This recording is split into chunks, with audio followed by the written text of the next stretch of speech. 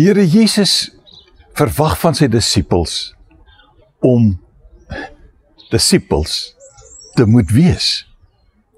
Hulle moet optree soos disippels.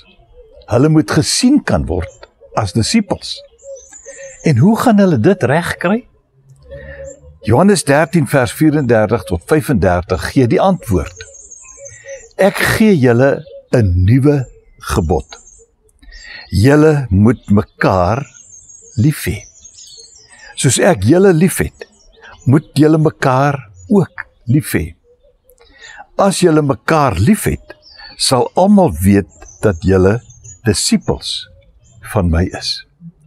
Nou, is dit regtig 'n nuwe gebod? Gebod van liefde? Ons lees tog dat dit in die Ou Testament by herhaling gesê is, dat jy die Here moet lief hê en jouself en jou naaste moet lief hê, en dit word bevestig deur die Here Jesus in situasies voor hierdie.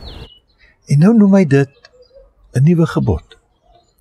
Hy wil hê, hulle moet opnuut kyk na hierdie belangrike opdrag.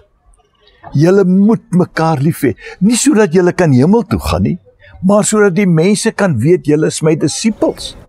So die liefde wat hulle tussen mekaar moet hê, moet 'n liefde wees wat disippelskap na vore laat kom.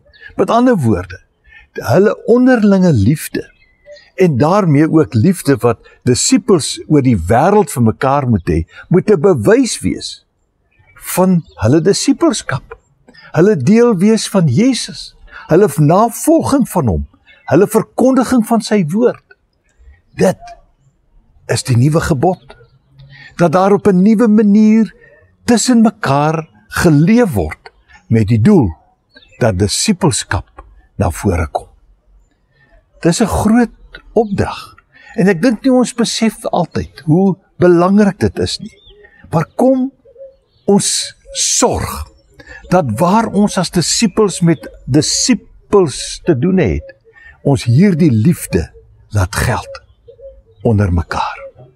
En dan sal die wêreld weet dat ons sy disippels is. Loop mooi.